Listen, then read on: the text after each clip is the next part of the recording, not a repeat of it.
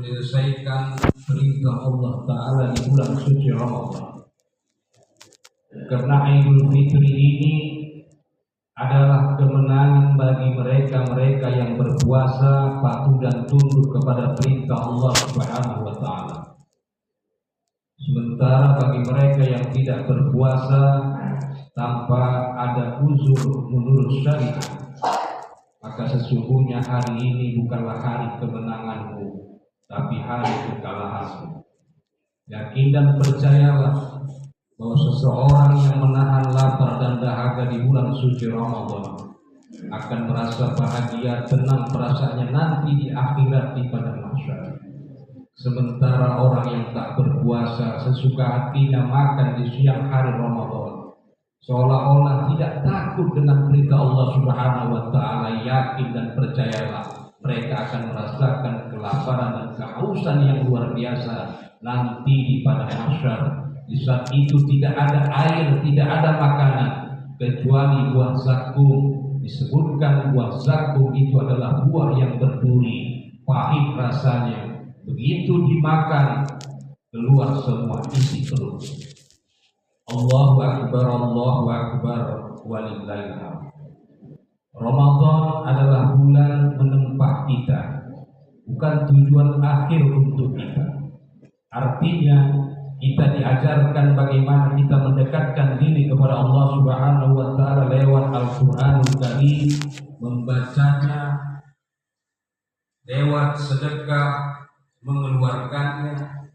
Demikian juga dengan amal-amal yang lain yang kita perbuat selama bulan suci Ramadan.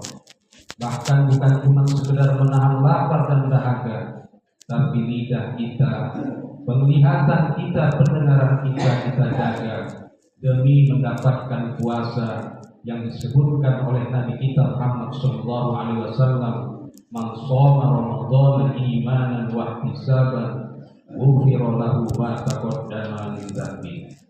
Seorang yang berpuasa karena iman dan mengharap pahala dari sisi Allah akan diampunkan dosa-dosa yang telah terdahulu diperbuat. Maka sesungguhnya pada hari ini kita bersih sesuai dengan makna Idul Fitri, hari raya bersih, kembali fitrah, kembali bersih kayaumin waladat ummu, seperti kita waktu dilahirkan ibu kita tanpa ada dosa sedikit.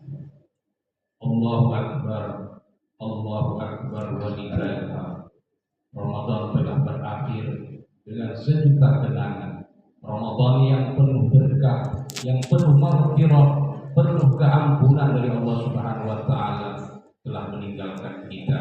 Tapi tujuan kita ditempa di bulan Ramadan ini sebagai bekal kita 11 bulan yang akan datang. Walaupun Ramadan telah berakhir, kita tetap membaca Al-Quran. Walau Ramadan telah berakhir, kita tetap bersedekah. Walau Ramadan telah berakhir, kita tetap menjaga panca indera kita untuk tidak berbuat maksiat kepada Allah Subhanahu wa Ta'ala. Allahu Akbar, Allahu Akbar, walillahil hamd. Ada 3 wasiat Rasulullah sallallahu alaihi wasallam kepada kita.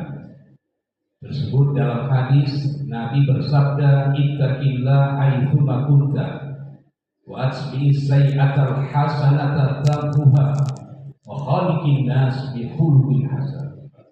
Artinya, bertakwalah kamu kepada Allah dimanapun kamu berada. Yang kedua, iringilah perbuatan burukmu dengan perbuatan baik. Yang ketiga, pergaulilah manusia dengan akhlak yang baik. Kaum muslimin wal muslimat yang berbahagia, Nabi kita Muhammad sallallahu alaihi wasallam memberi pesan dalam hadis tadi.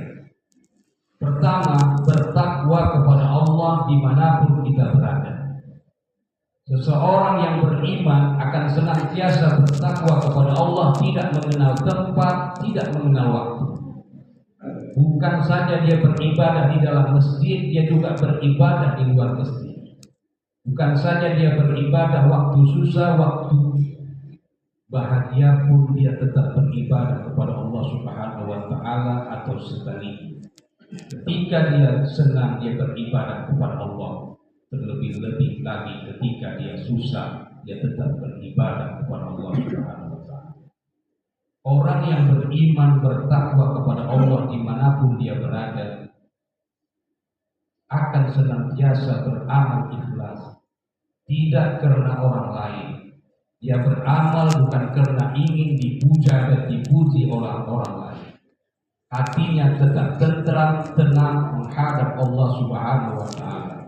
Tidak akan naik telinganya ketika dia dipuji orang lain, dan tidak akan turun telinganya ketika dia dihina orang lain. Yang penting ketika dia bisa beribadah kepada Allah Subhanahu wa Ta'ala, maka yang hanya dipandangnya Allah, tidak dipandangnya yang lain. Inilah orang yang ikhlas, semata-mata bertakwa kepada Allah Subhanahu wa Ta'ala. Allahu Akbar, Allahu Akbar, walillahil. Nasihat yang kedua dari Rasulullah SAW kepada kita, iringilah perbuatan burukmu dengan perbuatan baik. Tidak ada kita yang terpelihara dari dosa. Hanya para nabi-nabi dan rasul yang maksum dari dosa, terpelihara dari dosa. Kita umat Nabi Muhammad dengan umat-umat yang lain sama kedudukan, banyak melakukan kesalahan kepada Allah Subhanahu wa Ta'ala. Mulai dari kita bangun tidur hingga kita tidur lagi, banyak dosa-dosa yang kita kerjakan. Mungkin tidak dosa besar, tapi dosa kecil bertumpuk kita lakukan sebagai maksiat kepada Allah Subhanahu wa Ta'ala. Nabi menyebutkan, bila kita terlanjur melakukan maksiat kepada Allah, maka usahakan agar dosa itu terhapus dengan cara berbuat baik. Kalau terlanjur mulut kita menceritakan yang tidak baik, berkata dusta, berkata kotor, iringilah mulut kita itu dengan membaca Al-Quranul Karim. Mudah-mudahan dengan baca Al-Quranul Karim, ucapan kita yang kotor tadi dapat dimaafkan oleh Allah Subhanahu wa Ta'ala. Amin ya Allah. Bila kita melakukan sesuatu maksiat, kita ganti dengan perbuatan baik, bersedekah, mengaji, baca Al-Quran dan sebagainya. Semoga perbuatan baik itu dapat menghapuskan dosa kita. Tidak ada yang ingin kita lakukan dalam hidup ini kecuali mendapatkan ridho dari Allah Subhanahu wa Ta'ala. Tidak ada satupun di antara kita yang bersih. Hampir semua kita merasa kotor, banyak dosa yang kita kerjakan. Tapi Nabi menyebutkan at-taibu dzambi kaman la dzambala. Orang yang bertobat dari dosa seolah-olah dia tidak berdosa sama sekali. Allah tidak membenci kita ketika kita melakukan maksiat, tapi segeralah kita bertobat kepadanya. Sungguhnya Allah jauh lebih menyenangi dan mencintai seseorang hambanya yang ketika berbuat maksiat lalu dia bertobat kepada Allah Subhanahu wa Ta'ala dan tidak akan mengulangi lagi perbuatannya. Allahu Akbar, Allahu Akbar, walillahil hamd. Nasihat yang ketiga dari Rasulullah SAW kepada kita umat Nabi Muhammad SAW, bergaulilah manusia dengan akhlak budi pekerti yang baik.